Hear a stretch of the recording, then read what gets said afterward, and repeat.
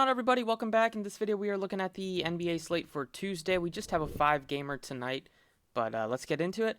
As always, appreciate it. Hit the like button, subscribe if you haven't already. You can check out Prize Picks, use my code PROCESS for deposit match up to $100. You can check out Twitter for updates. The website is in the description as well. Starting off at the point guard position, we have LeBron James at 11-4. He's going up against the Kings, so it's a very good matchup here. He's been playing outstanding ball. Last game, finally dropped under 30 points for the first time in 8 days, or 8 games. He's been absolutely killing it. Only took 15 shots in that one as well. Did get to the free throw line 12 times. Overall, LeBron is still one of the best spend-ups on today's slate. With it being a 5-gamer, with the only other guy being above 10,000 is Russell Westbrook. Definitely like LeBron as the best spend-up of the day. Westbrook at 10-2, he's still trying to get his triple-doubles. He's been turning the ball over at a very high clip recently. He's a decent option, I'd say, against the Kings just because it's a good matchup, but I would rather get up to LeBron, find the extra $1,200. Ja Morant's been playing out of his mind with a bunch of the Grizzlies being in protocols. He's been just taking over games. 97, so you need 60 out of him. He's been getting you close to that last couple of games, got 66 a couple games ago.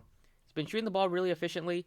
The matchup against Cleveland is probably still difficult, even though they have a lot of injuries. They're still good defensively with a couple of their bigs down there with Mobley blocking shots and with Jared Allen blocking shots. The Pacers are going to be a team that we want to focus on today. No LeVert, no Brogdon, so you're going to be looking at Sabonis, looking at some value picks from the Pacers side today. Derek White at $7,200 continues to play heavy minutes and produce without DeJounte Murray, who's out once again. That will probably only be for today, as Murray should be getting close to a return. So I still like Derek White at 72. I like Chris Paul at 74 for sure at going up against the Pelicans in a pretty good matchup there. The value range, Tyus Jones been getting some good minutes off the bench with some of these guys being injured and in the protocols. So he looks fine. And you have Trey Jones, who started last game for the Spurs in place of DeJounte Murray. He'll probably start again today. He gives you good upside in terms of a point per dollar play at $3,800.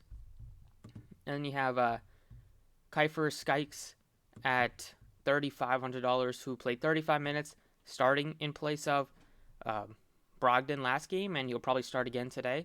So a couple good value picks are him, and you have Trey Jones at 37, 37. At shooting guard, your pay up is probably not going to be Brandon Ingram for me. He's just a little bit too expensive. Garland, if he's able to play and he's not limited, he looks better, but still missing a couple days, and his price tag is up. I'll probably go down to like Derek White, save some money.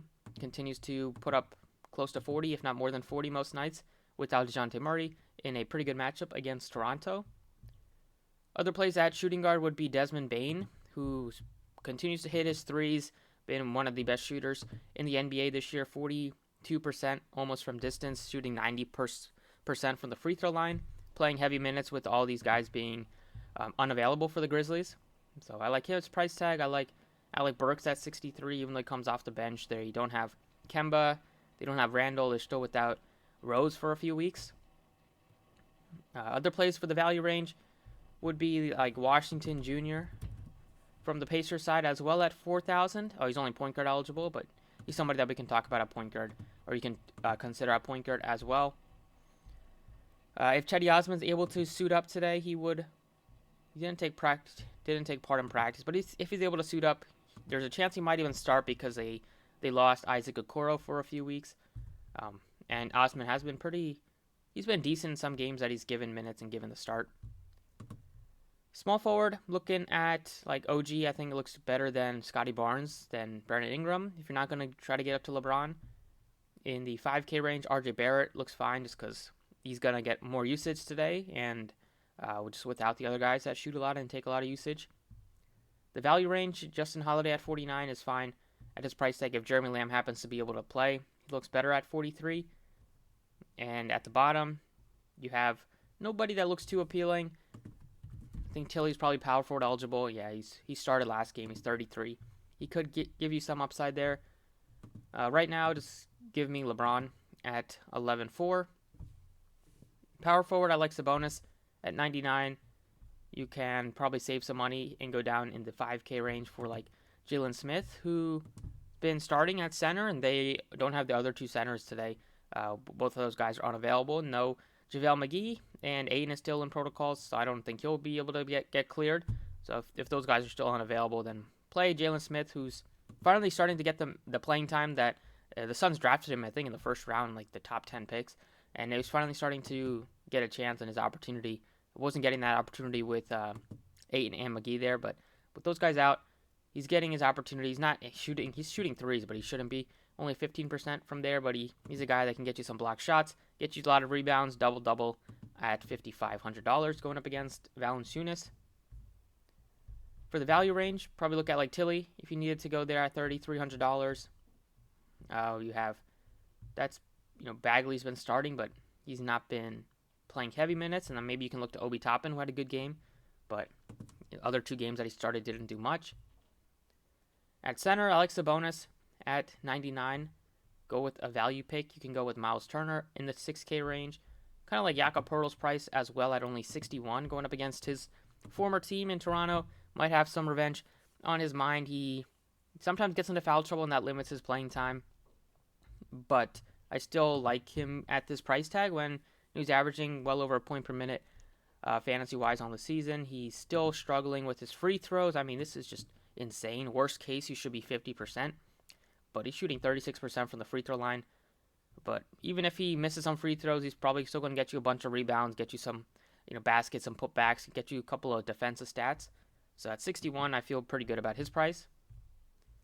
And the last piece would be another Pacers value pick. You have your options between like Washington Jr. or Justin Holiday at 49. Even like they brought back Lance Stevenson, who's on a 10-day. He's going to get some opportunity, but they just don't have too many guys that will really score the ball and take a lot of shots. So I think Washington at 4K gives you at least somebody that will take some shots. He took 17 and 14 the last two games, playing over 30 minutes in both of them.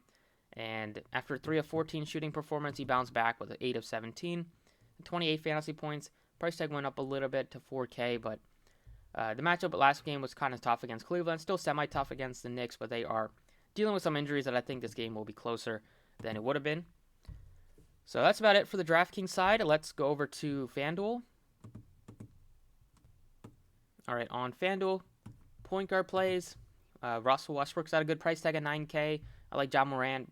Both those guys probably like slightly more than Fred VanVleet, but I still like the price tag on Derek White at 8K. He's more expensive than he's on DraftKings, but there's not too many other good options to pay up for. So give me a guy in Derek White that gives you over 40, 45 point upside.